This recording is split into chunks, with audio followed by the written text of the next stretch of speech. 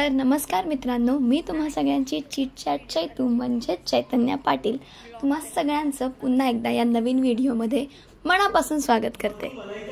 तर आजचा हा माझा व्हिडिओ आहे माझ्या एका हौशी नाटकाचा। श्रीवर्धन इथे असलेल्या मसळामध्ये एक मेंढरीकोट नावाच्या गावामध्ये आमचे नाटक होतं।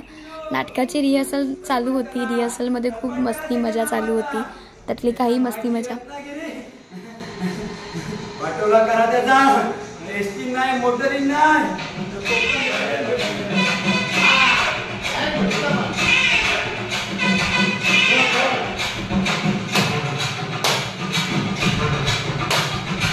व्यावसायिक आणि प्रायोगिक हा नाट्यप्रकार तर सगळ्यांनाच माहिती आहे, मुंबईत तुम्ही बघताच।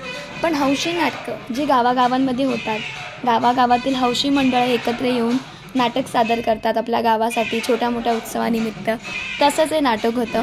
तर त्या नाटकादरम्यान काय काय झालं ते या ब्लॉगमध्ये। नाटकातच काम करणाऱ्या एका दादाच्या घरी मी राहायला होते। त्यांच्या घरात त्यांची जी आई होती इतक्या प्रेमळ होत्या, त्यांनी लिटरली स्वतःच्या नातीसारखे माझे लाड केले होते। आणि कोकणकरांची हीच गोष्ट सगळ्यात गोड आहे की ते सगळ्यांना सामावून घेतात। आम्ही चाललो लगेच आता चालायचा दरवाजा बंद कर, तिकडचा उघडा ठेवू नको, चावून खातील ढोरा। तर नमस्कार मित्रांनो, मी आयोसोबत चालली आता मेंढरी फिरायला। तर आता कुठे घेऊन चाललीस तुम्हाला? कुठेतरी इकडे गावाच्या बाहेर फिरायला जराशी चालत यायला। चला जाऊया। आईला मी म्हटलं होतं थोडंसं बाहेर फिरून येऊया। आईने लिटरली मला गावातल्या 1-2 ठिकाणं फिरवली। भरपूर चाललो, भरपूर गोष्टी तिने दाखवल्या आणि आई इतकी हौशी होती की माझ्यापेक्षा जास्त जर ती एक व्लॉगर असती तर तिने खूप जास्त गोष्टी कव्हर केल्या असत्या। चालता चालता आम्ही गावातल्या एका मंदिराजवळ आलो, पण अनफॉर्च्युनेटली ते मंदिर तेव्हा बंद होतं। पण आईने अजिबात हार मानली नाही, आईला मला फिरवायचंच होतं। सो आई मला गावातल्या एका दुसऱ्या मंदिराजवळ घेऊन गेली। चला आपण जाऊन आता ते मंदिर बघूया। आई भावको माता प्रसन्न। भावको माता ही या गावातील एक जागृत देवस्थान, जसं प्रत्येक गावाला आपलं एक देवस्थान असतं तसंच। तर त्या मंदिरात आम्ही आलो।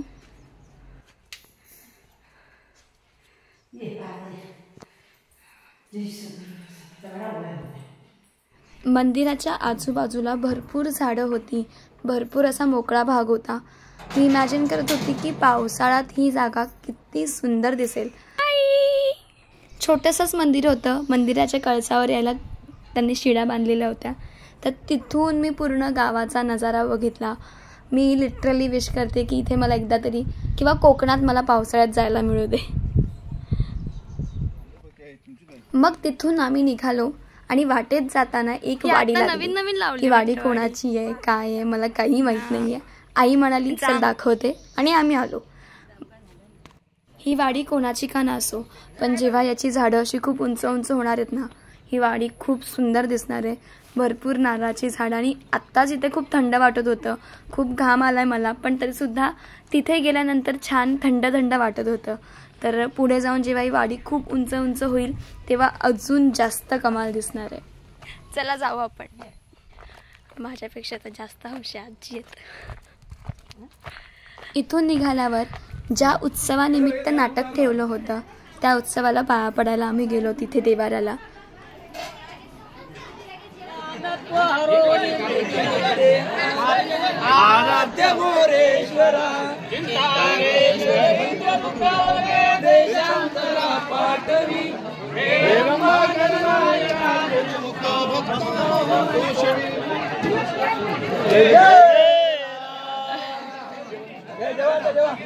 अच्छा, म्हणजे सुरुवात असते का जेवायच्या आधी?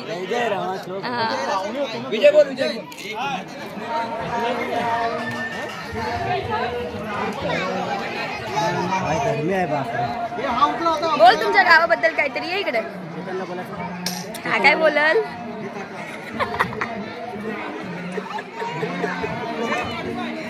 गावाने इज्जत नाही तर नाही, बाहेरची माणसाने ती पण नाही देत।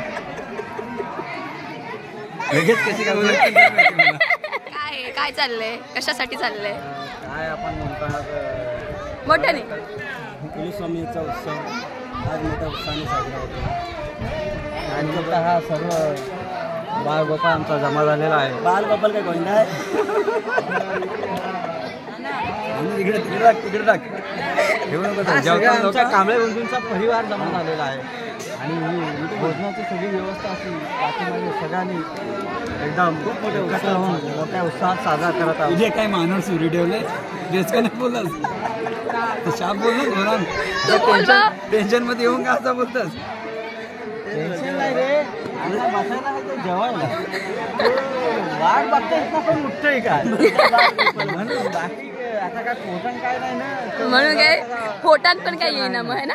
तेव्हा झाला तिकडे जाऊ दे तो पण बाबूराव काय बोलू शकतात का? ओ बाबूराव, बाबा इकडे या.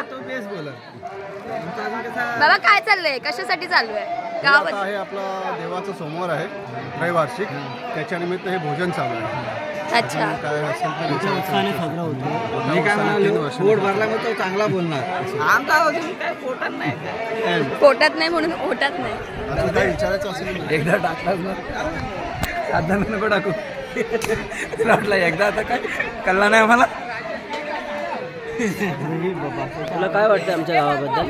तुमचं गाव कमाल आहे, बॉन्डिंग खूप चांगली आहे आणि छोट्या छोट्या इव्हेंट्सला खूप मोठ्या पद्धतीने साजरा केला जात आहे. हे जास्त भारी वाटतंय. आणि तुमची फॅमिली जशी आहे आजकाल, म्हणजे कोकणामध्येच ही पद्धत राहिली आहे मोस्ट ऑफ, अदरवाईज एवढं राहिलं नाहीये. बाकी मस्त वाटतंय. थँक्यू. बाबूराव, तुम्हाला काय वाटतंय, म्हणजे आपल्या गावामध्ये आज काय चालू आहे? अजून हप्ताभर राहिलीच ना. हा सोमवार आहे आणि त्या सोमवारानिमित्त आपला जो नाटक आहे विश्वासघात, त्याच्यामध्ये आपली ही आहे शारदा, ती आपल्या नाटकासाठी आलेली आहे ना. तिला चेतन कांबळे, तुम्हाला कांबळे बंधूंच्या नाटकामध्ये येऊन कसं वाटतंय? हा काय प्रश्न आहे. हो, मी पहिल्यांदाच काम करतो. कांबळे बंधूंच्या नाटकामध्ये येऊन तुला कसं वाटतंय? मस्त वाटतंय, कमाल वाटतंय. हां, मी काय बोलू? आणि तुझे कसे 3 महिने तुला 3 महिने आपल्या रिहर्सलमध्ये कसं वाटलं? म्हणजे जो अनुभव आलाय ना तो मी शब्दात नाही सांगू शकत. असं आहे, असं बरोबर. आणि पुढे अजून कसं, म्हणजे आपलं नियोजन कसं आहे आपल्या नाटकाचं? आता नियोजन आता काय नाही, जो केलाय ना बस एक नंबर, बस आउटस्टँडिंग. म्हणजे पुढे काही बोलायचंच नाही, शब्दच नाही माझ्यासमोर. म्हणजे मी आता बंद करू. अनुभव मला झाला नाही वैयक्तिक, हे जे 4-5 लोक आहेत त्यांचा अनुभव. काय बोलली? मी का मारू? चेतनदा सगळ्यांना मारत नाही, चेतनदा सगळ्यांची मारतो. जेवून झाल्यानंतर मस्तपैकी कोकणात गेल्यावर आंबे खायला गेलो आम्ही दिवाकरच्या घरी, म्हणजेच लक्ष्मण दादाच्या घरी, ज्याचं नाटकातलं नाव दिवाकर आहे. दिवाकरच्या घरचे आंबे. नाटक म्हणजे फक्त कलाकार नाही, तर नाटक म्हणजे बऱ्याच गोष्टी येतात. लाईट्स येते, सेट येतो, भरपूर गोष्टी आहेत. तर आता नाटकाचा सेट बांधला जातोय, म्हणजेच नाटकाचं नेपथ्य उभं केलं जातंय. तर हे आमचं घर, आमच्या घराची ही माडी, सेट वगैरे बघून नंतर मग आराम वगैरे करून नंतर रात्रीच्या नाटकाची आम्ही तयारी करायला लागलो. आणि मेकअप आर्टिस्टने रंग चढवायला आम्हाला सुरुवात केली आणि नाटकाला रंग चढत गेले.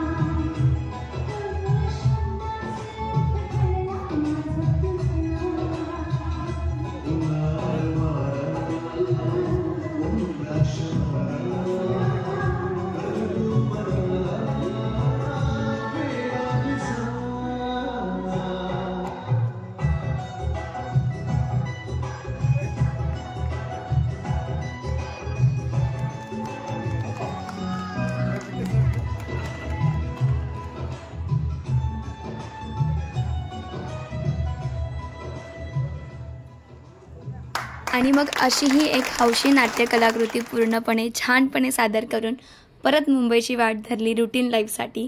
जर नाटक बघायचं असेल तर मी लिंक खाली डिस्क्रिप्शनला टाकली आहे, पूर्ण नाटक बघू शकता. आणि ही व्हिडिओ कशी वाटली हे नक्कीच सांगा. लाईक शेअर सबस्क्राईब करायला विसरूच नका. तुमच्याच चिट चॅट चैतूला.